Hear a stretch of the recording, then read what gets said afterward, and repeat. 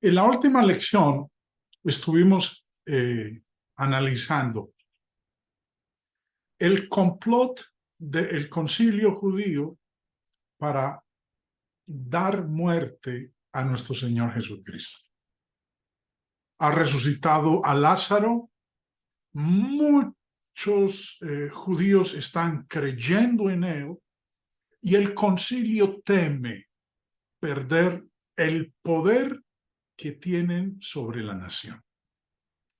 Por eso el sumo sacerdote Caifás dice que a fin de que la nación no perezca, lo más conveniente es que muera un hombre. Y ese hombre es nuestro Señor Jesucristo. Bueno, como hemos visto, ya estamos a unas semanas de la crucifixión de nuestro Señor.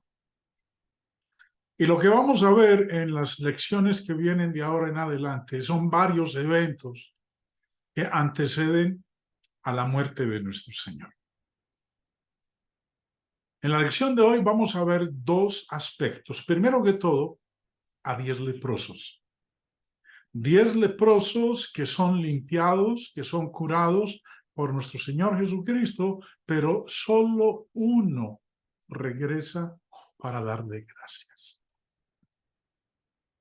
Empezando en el versículo 11, ya estamos nuevamente en el Evangelio de Lucas, estábamos nosotros en el Evangelio de Juan, ahora hemos retornado una vez más a este Evangelio. Y dice, empezando en el verso 11, yendo Jesús a Jerusalén, pasaba entre Samaria y Galilea. Bueno, presten atención al mapa que está en pantalla, hermanos, para que nos ubiquemos geográficamente. Señor Jesús entonces se encamina a Jerusalén para la fiesta de la Pascua, la última Pascua en la cual Él va a estar, porque es durante esa Pascua que el Señor va a ser crucificado. Pero dice que Él va desde Galilea, pasando por Samaria, para llegar a Jerusalén. Tal parece, si nosotros le prestamos atención al relato de los 4 evangelios y buscando la forma de armonizarlos, tal parece que nuestro Señor, después de haber estado en Perea, que es lo que vimos durante estas últimas semanas, el Señor regresa a Galilea y de Galilea se dirige a Jerusalén, pero tiene que pasar por Samaria. Yendo Jesús, vuelvo y leo, yendo Jesús a Jerusalén, pasaba entre Samaria y Galilea. No se nos indica el lugar exacto donde ocurre el milagro que va a ocurrir. Bueno, es de poca importancia saber el lugar. Y al entrar en cierta aldea, en la frontera entre Samaria y Galilea, 10 leprosos le salen al encuentro. Verso 12. Y al entrar en una aldea, le salieron al encuentro 10 hombres leprosos, los cuales se pararon de lejos. Al menos observamos nosotros en este contexto de Lucas 17 que uno de los 10 leprosos era samaritano. El verso 16 dice, y se postró en tierra a sus pies dándole gracias. Este es uno de los que fue sanado. Y dice, y este era samaritano. Recordemos que los judíos no se trataban con los samaritanos. Pero en este grupo había por lo menos uno que era samaritano. Los 10 leprosos eran de origen mixto, y esto no es un fenómeno extraño donde se tocan 2 provincias, Galilea y Samaria. Bueno, la ley de Moisés excluía a los leprosos de la sociedad en general. Y los obligaba a advertir a todos los que se acercaban que eran leprosos. En el verso 13 dice, estos leprosos alzaron la voz diciendo, Jesús, Maestro, ten misericordia de nosotros. Ahora, cuando dice que alzaron la voz es que gritaron porque ellos estaban a la distancia. Ellos tenían que anunciar que eran leprosos para que la gente no se les acercara. Como dije hace un momento, la ley de Moisés así lo había estipulado. Los excluían de la sociedad en general y ellos tenían que advertir a todos los que se acercaban que eran leprosos. Levítico 13 dice, y el leproso en quien hubiere llaga, llevará vestidos rasgados y su cabeza descubierta. Y embozado pregonará, inmundo, inmundo, para que los demás que estaban por ahí supieran que habían leprosos. Todo el tiempo que la llaga estuviere en él será inmundo, estará impuro y habitará solo. Fuera del campamento será su morada. Él no podía vivir en la ciudad, no podía vivir en el poblado, tenía que vivir en las afueras, retirado, solo. A menudo vivían en cuevas y dependían de la caridad para sobrevivir. Por lo que se los encontraba cerca de los caminos que conducían a ciudades y pueblos, pues esperando que alguien que pasara tuviera misericordia de ellos y les diera algo. Ahora, quizás estos leprosos habían oído hablar de la compasión del Señor y del poder sanador que Él tenía. Jesús entonces tuvo misericordia de ellos. Cuando Él los vio, les dijo, id, mostraos a los sacerdotes. Y aconteció que mientras iban, fueron limpiados.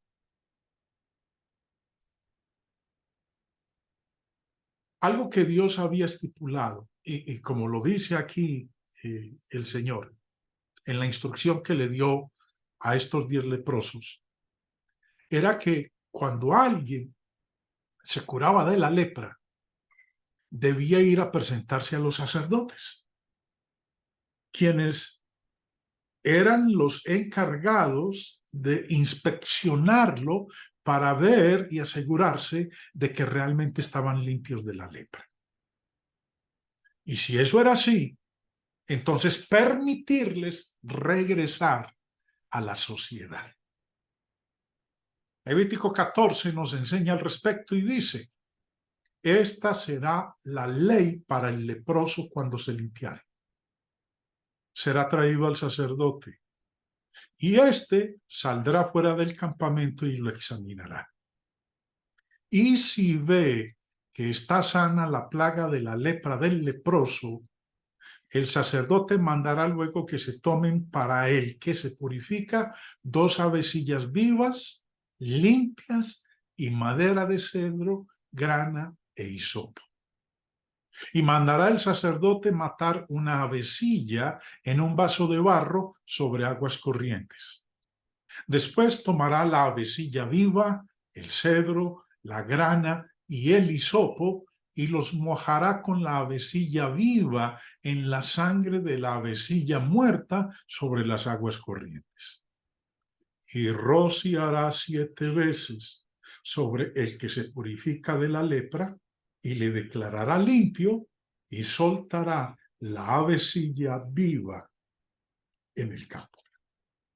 Ahora, hermanos, si usted quiere saber un poco más de este proceso, del ritual que debía llevar a cabo el sumo sacerdote cuando un leproso se sanaba, pues anote Levítico 14 y luego en un espacio de tiempo que usted tenga, lea todo el capítulo 14 del libro de Levítico. Ahora, cuando este hombre vio que había sido sanado volvió donde el Señor.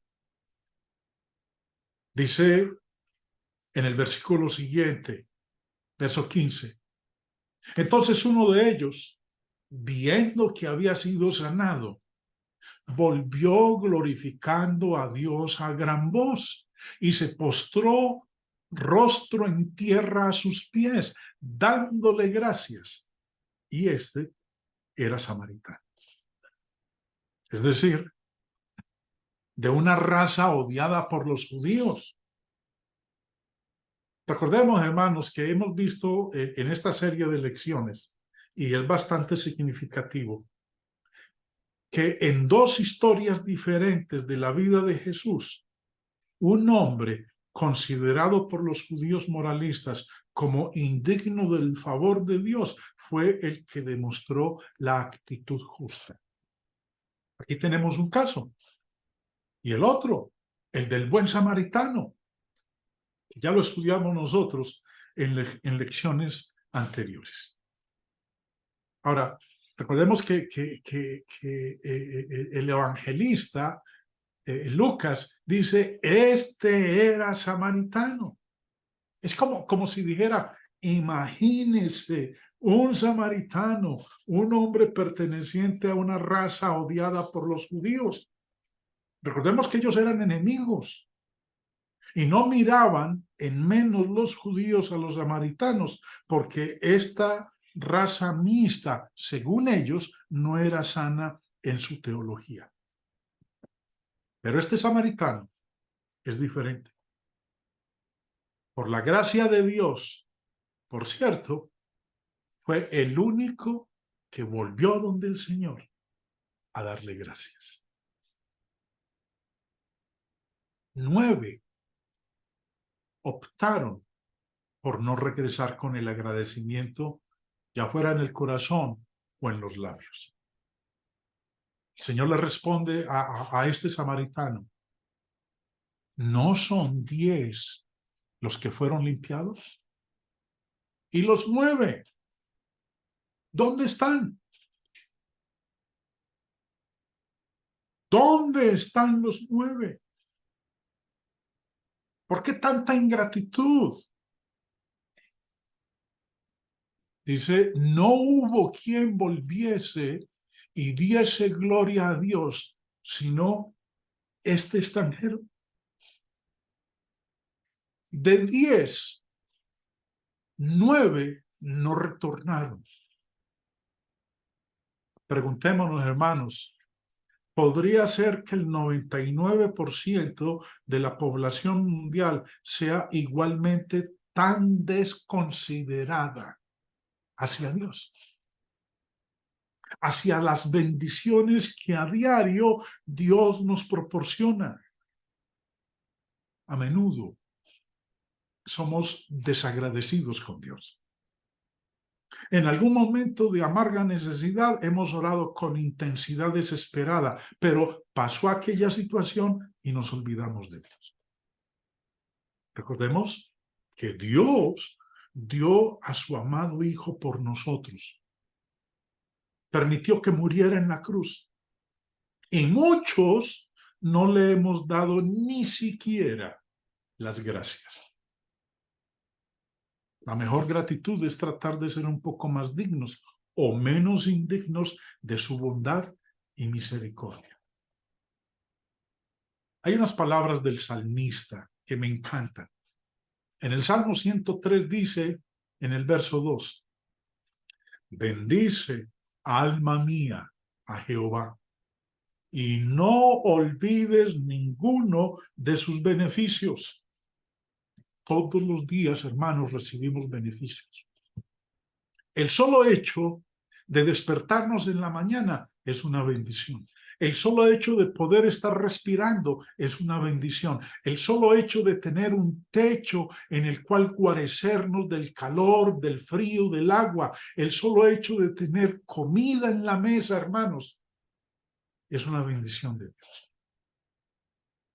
No olvides ninguno de sus beneficios. En Lucas 6 dijo el Señor en el verso 35, porque Él, hablando de Dios, porque Él es benigno, Dios es bueno, Dios es benevolente para con los ingratos y malos. Recordemos unas palabras del Señor en el Sermón del Monte, en Mateo 5. Vuestro Padre que está en los cielos, que hace salir su sol sobre malos y buenos y que hace llover sobre justos e injustos. Las bendiciones materiales, Dios las da a todos, sean hijos de Él o no hijos de Él, sean personas buenas o malas. El agua, la lluvia, no cae solamente en la finca, en la granja del cristiano, cae también en la del incrédulo, en la del pecador, en la del injusto, en la de aquel que no es hijo de Dios. Dios es bueno.